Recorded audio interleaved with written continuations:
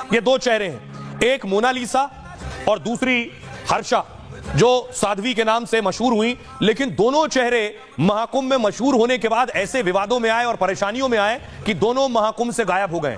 आइए दोनों के बारे में आपको बताऊं। मोनालिसा कौन है, पहली बार शायद इस प्रोग्राम में मैं बताने जा रहा हूं। मोनालिसा भी बहुत सुर्खियों में है और इतनी सुर्खियों में आई कि उन्हें महाकुंभ छोड़कर जाना पड़ गया।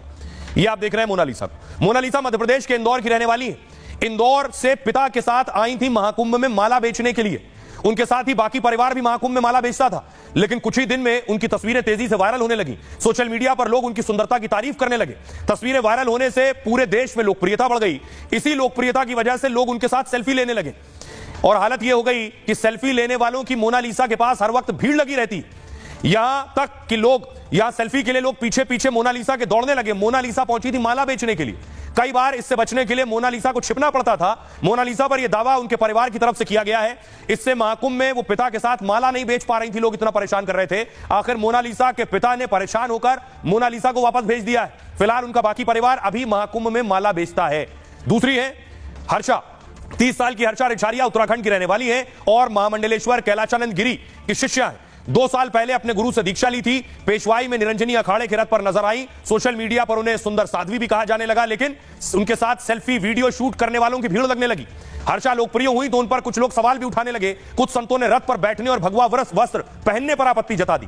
शंकराचार्य अभिमुक्तेश्वरानंद ने भी रथ पर बैठने का विरोध किया। विवाद इतना बढ़ गया कि एक वीडियो में हर्षा रोते हुए नजर आई थी। परेशान होकर उन्होंने महाकुंभ छोड़ने का ऐलान कर दिया। इसके साथ ही उन्होंने कहा कि वो अभी साध्वी तो नहीं बनी है, लेकिन मैं धर्म और सनातन संस्कृति को जानने महाकुंभ में आई थी। मुझे इस लायक भी नहीं छोड़ा गया कि पूरे महाकुंभ में रुक सकूं। वो महाकुंभ जो जीवन में एक बार आएगा वो भी मुझसे छीन लिया। मेरे साथ जिन्होंने ये सब किया है उनको पाप जरूर लगेगा।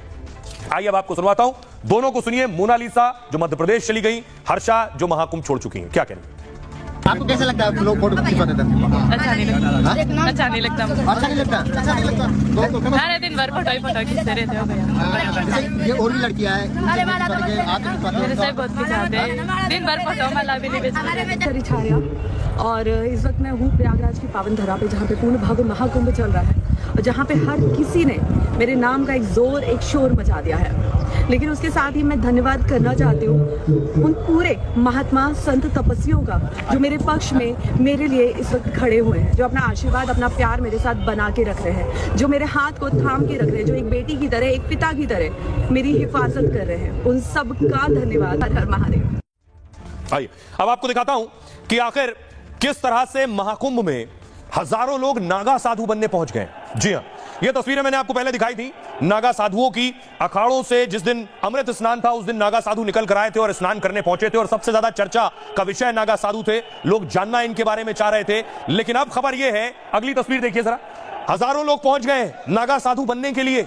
ये जो आप देख रहे हैं लोगों को, ये सब नागा साधु बनने पहुंचे हैं। इतना क्रेज है, इतना ज्यादा लोगों का लगाव और जुड़ाव नागा साधुओं के साथ कि 20 से 25 हजार नागा साधु बन रहे हैं। अगली तस्वीर देखिए जरा, महिलाएं भी पहुंची हैं साध्वी बनने के लिए। यानी न सिर्फ पुरुष बल्कि महिलाएं भी सब कुछ त्याग कर नागा साधु बनने के लिए पहुंची हैं।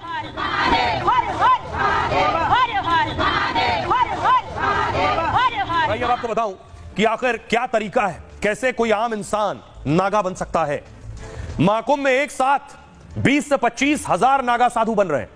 इसमें जूना अखाड़े से लेकर निरंजन अखाड़े के साधु हैं। नागा साधुओं को सनातन धर्म का रक्षक भी कहा जाता है। लेकिन युवा साधकों के नागा साधु बनने की प्रक्रिया बहुत कठिन है।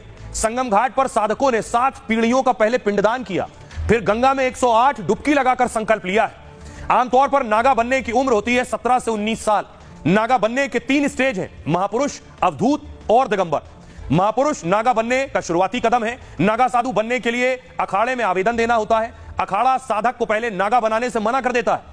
साधक नहीं मानता तो उसके घर जाकर पूरी पड़ताल करता है। घर वाले मान जाते हैं तब रिकॉर्ड देखकर अखाड़े में लेते हैं और अखाड़े में करीब 6 महीने तक परख अवधि होती है उनकी, जिसमें जिन्हें घर परिवार की याद आती है वो लौट जाते हैं। जो सन्यासी के लिए तैयार होते हैं वो महापुरुष कहलाते हैं। उनके गुरु उनकी चोटी को काट कर इसका ऐलान करते हैं। नागा साधु बनने की दूसरी स्टेज अवधूत की है। इसमें साधक परिवार और पीढ़ियों का पिंडदान करता है। वो खुद का भी पिंडदान कर मोह का त्याग कर देता है। पिंडदान के बाद धर्म ध्वजा के नीचे युवा साधक घंटों बैठते हैं। ठंड हो या फिर गर्मी, बिना खाए पिए रहने का अभ्यास कराया जाता है।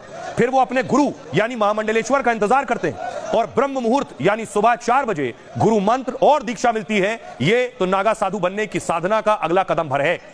अगले 10 से 12 दिन तक ऐसी कड़ी साधना चलती रहती है। मौनी अमावस्या के दिन फिर इन्हें नागा साधु बनाया जाता है। यह तीसरी और नागा साधु बनने का आखिरी और कठिन चरण है। साधक कुंभ स्नान से पहले 24 घंटे व्रत रखता है। उसके जन्नांग की एक नस खींची जाती है, साधक नपुंसक बन जाता है और मोह से परे हो जाता है। इसके बाद सभी साधक शाही स्नान के लिए जाते हैं। डुबकी लगाते ही ये नागा साधु बन जाते हैं।